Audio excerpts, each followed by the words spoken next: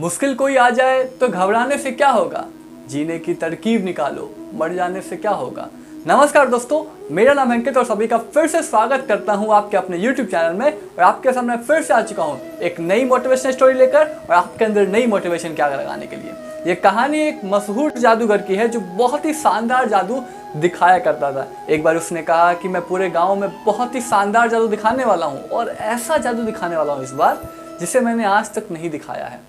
इस बात की खबर उस नगर के राजा तक पहुंचती है और ये बात उसे पता चलती है कि एक जादूगर बहुत ही अच्छा जादू दिखाता है।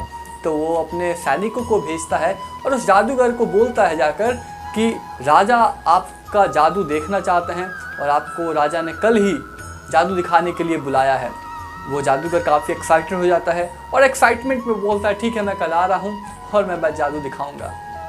जैसे ही वो सैनिक लोग चले जाते हैं, जादूगर सोचने लगता है कि कल मैं ऐसा क्या जादू दिखाऊं जो मैंने आज तक नहीं दिखाया है। वो तो बोल तो उसने दिया था कि बहुत ही अलग जादू दिखाऊंगा।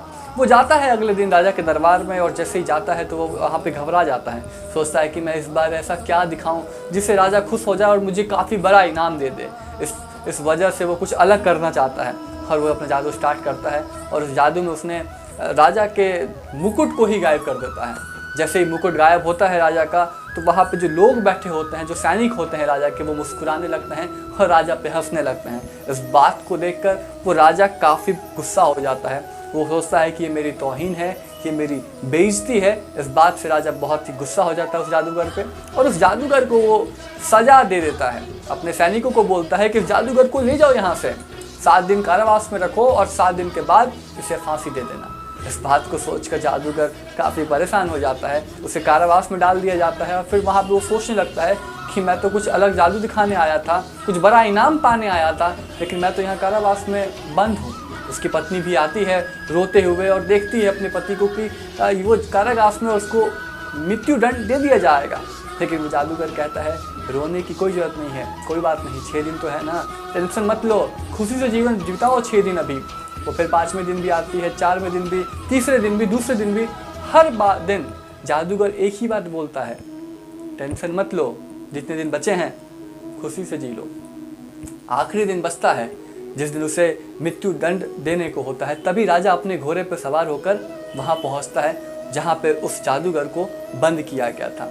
जैसे वो राजा को देखता है, जादूगर एक्टिंग करने लगता है रोने की और वहाँ पे वो रोना स्टार्ट कर देता है। जैसे वो रोना स्टार्ट कर देता है तो राजा उससे पूछता है क्या बात है, क्यों रो रहे हो? उस दिन तो बड़ा मेरा मुकुट गायब कर रहे थे, बहुत ही हंस रहे थे, और आज रोने की एक्टिंग करते हो, रो क्यों रहे हो? उसने कहा मुझे इस बात की गम नहीं है कि आप मुझे मृत्यु दंड देने वाले हैं या फिर मैं आज मर जाऊँगा। मरना तो हर किसी को है, लेकिन मुझे इस बात का आज ये दुख है कि मैंने जो प्रोजेक्ट सोचा था कि मैं एक ऐसा घोड़ा बनाऊँगा 1 साल में जो उड़ सकता है। इस बात को सोचकर वो राजा सोचता है कि ऐसा घोड़ा अगर मुझे मिल जाए तो मैं तो हर युद्ध जीत जाऊं। वो बोलता है क्या ऐसा तुम घोड़ा बनाने वाला हो तो मैं तुम्हें मृत्युदंड नहीं दूंगा, 1 साल का वक्त मैं तुम्हें देता हूं और वो घोड़ा बना के अगर तुम मुझे दे देते हो तो तुम्हारा दंड जो है वो माफ़ कर दिया जाएगा। लेकिन अगर तुम नहीं कर पाते हो तो तुम्हें फिर 1 साल के बाद तुरंत मृत्युदंड दे दिया जाता है। वो वहाँ से फिर उसे छोड़ दिया जाता है। वो अपने घर चला जाता है। घर में जैसे ही पहुँचते हैं बहुत सारे लोग वहाँ पे इकट्ठा होते हैं, सभी लोग रो रहे होते हैं क्योंकि सबको लगता है कि आज तो उस जादूगर की बलि चढ़ने वाली है, उसे मृत्युदंड दे दिया जाएगा। जैसे ही वो वहाँ पहुँचता है सभी लोग खुश हो जाते हैं, देख के उसे आश्चर्य में हो जाते हैं कि ये वापस कैसे आ गया। सभी लोग खुश होने के बाद सभी लोग फिर धीरे धीरे वो कहानी बताता है और चले जाते हैं सभी लोग। फिर उसकी पत्नी उससे पूछती है ऐसा क्या हुआ जिसकी वजह से तुम आज जिंदा बच के आ गए? उसने कहा एक शर्त पे मुझे छोड़ा गया है, मैंने राजा को ये बात कहा है कि मैं 1 साल के अंदर उसे घोड़ा, उड़ता हुआ घोड़ा बना के दूंगा जिससे वो युद्ध को जीत सकता है। वो उसकी पत्नी बोलती है पागल हो क्या, ऐसे वादे क्यों करके आते हो जो पूरे ही नहीं कर सकते हो? बोलता है मुझे पता है ये वादा पूरा नहीं हो सकता है, लेकिन क्या हुआ, 1 साल का वक्त तो मिल गया ना, आराम से जियो जब तक। मतलब फिर ज्ञान देने लगे तुम, 1 साल तो तुरंत बीत जाएगा, 1 साल के बाद क्या करोगे ये तो सोचो। और ऐसी सोच की वजह से 6 महीने के अंदर ही उस राजा की मृत्यु भी हो जाती है, उस घोड़े की भी मृत्यु हो जाती है जिसे वो उड़वाना चाहता था। तो काहे का मृत्यु दंड, काहे का राजा, काहे का घोड़ा, सब खत्म हो गया। यानी कि हम भी अपने लाइफ में कई बार फ्यूचर को लेकर, अपने फ्यूचर प्रॉब्लम्स को लेकर इतना परेशान हो जाते हैं कि जो प्रेजेंट में चीज़ें अच्छी हो रही होती हैं उसे भी इंजॉय नहीं कर पाते हैं। तो हमें क्या करना है, हमें जो प्रेजेंट में जो चीज़ें अच्छी हो रही हैं उसके बारे में सोचना है।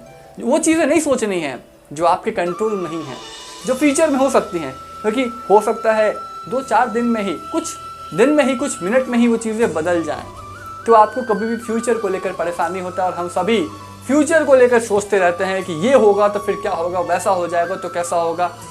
इस वजह से हम हमेशा परेशान होते हैं, हमेशा हम दुखी होते हैं। और हमें क्या करना है, अपने लाइफ में प्रेजेंट में रहना है, पर प्रेजेंट की चीज़ों के बारे में सोचना है, तब अपने लाइफ में हम हमेशा खुश रह सकते हैं। कैसा लगा ये मोटिवेशन स्टोरी बताना मत भूलिए कमेंट बॉक्स में। ऐसे ही मोटिवेशनल वीडियो देखने के लिए चैनल को सब्सक्राइब करना मत भूलिएगा।